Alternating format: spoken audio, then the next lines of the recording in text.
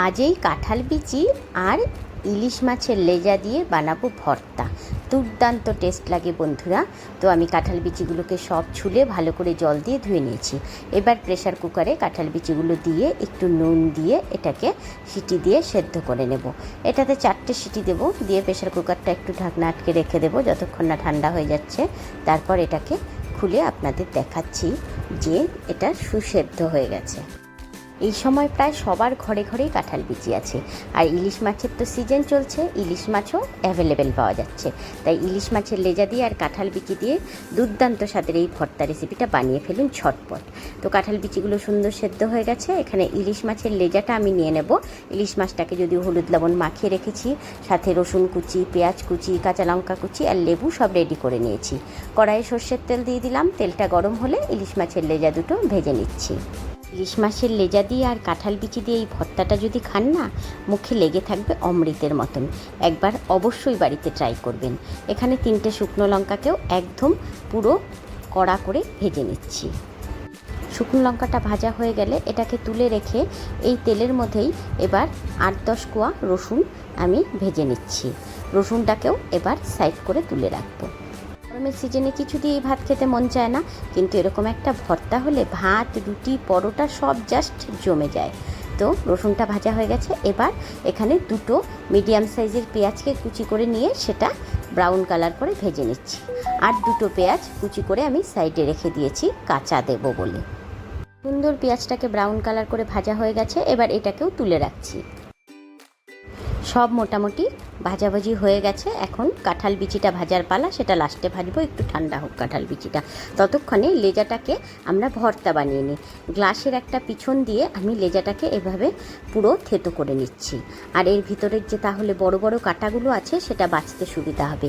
এরকম একটা গ্লাস দিয়ে করবেন। আপনারা চাইলে পাটাপুতাতেও করতে পারেন, কিন্তু আজকাল আর পাটাপুতা আর ধরতে ইচ্ছে করে না, তাই আমি গ্লাস দিয়ে করে নিচ্ছি। গ্লাস দিয়ে করলেও না খুব সুন্দর হয়। তো আমি সুন্দর করে লেজার কাঁটাগুলো বেছে নিচ্ছি। একদম বড় বড় কাঁটাগুলো বেছে নেব, আর ছোট ছোট একদম গুঁড়ি 1-2টো কাঁটা যদি থেকে যায় কোনো অসুবিধা নেই।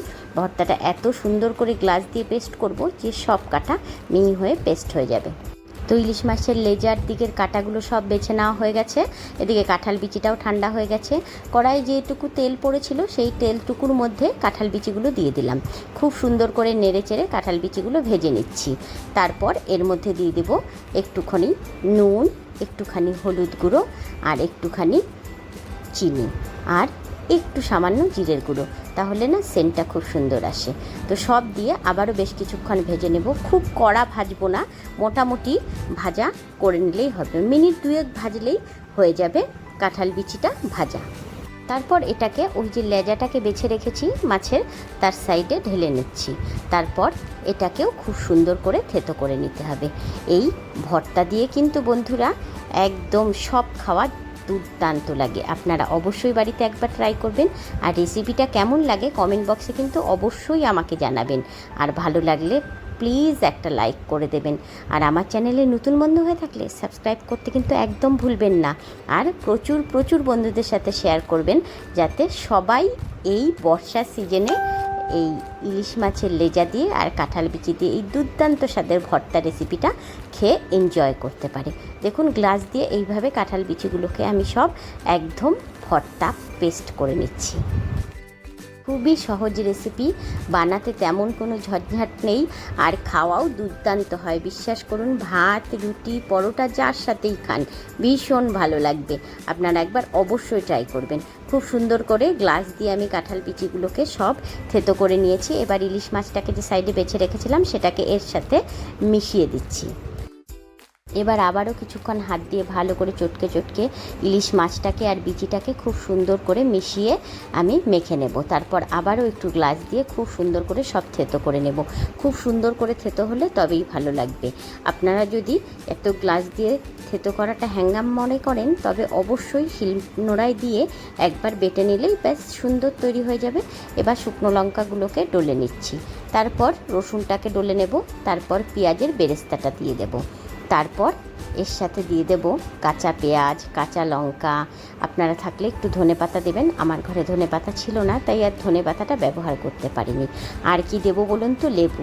ওহ, দুর্দান্ত লাগবে খেতে। কি আসছে তো জিভে জল? তাহলে খুব শিগগিরই বানিয়ে ফেলুন এই সুন্দর কাঁঠাল বিচি আর ইলিশ মাছের লেজা দিয়ে ভর্তা রেসিপিটি। আর অবশ্যই আমার চ্যানেলে লাইক দিন, কমেন্ট করুন, আর বন্ধুদের সাথে প্রচুর প্রচুর শেয়ার করুন। আর ফেসবুক থেকে দেখলে অবশ্যই কিন্তু আমার পেজটিকে ফলো করে দেবেন। তো বন্ধুরা, এই রেসিপিটা আপনাদের কেমন লাগলো সেটা কিন্তু আমাকে কমেন্ট বক্সে জানাবেন।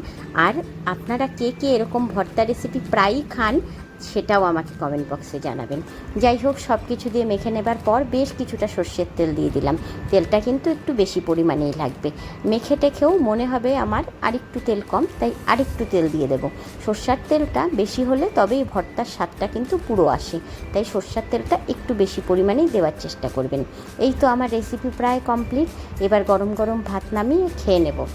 আমার ছেলে তো আবার এই ভর্তাটা রুটি দিয়ে খেতেই বেশি ভালোবাসে। তো আপনাদের যার যেরকম পছন্দ সেরকম খেয়ে নেবেন। এবার দিয়ে দিলাম একটু লবণ। প্রথমে কাঁঠাল বিচি ভাজবার সময় একটু লবণ দিয়েছিলাম, আবার সেদ্ধর সময় দিয়েছিলাম। ইলিশ মাছ ভাজাতেও লবণ ছিল, তাই লবণটার ব্যবহার করিনি। এবার চেকে দেখে লবণটা ইউজ করলাম। আপনারাও সব শেষে চেকে তারপর লবণটা ইউজ করবেন, না হলে কিন্তু ভর্তার স্বাদটা পুরোই মাটি হয়ে যাবে। তো আমার এই গরম গরম ভর্তা একদম তৈরি। তো বন্ধুরা, আজকে রেসিপিটা কেমন লাগলো অবশ্যই জানাবেন। টাটা বন্ধুরা, বাই বাই, ভালো থাকবেন, সুস্থ।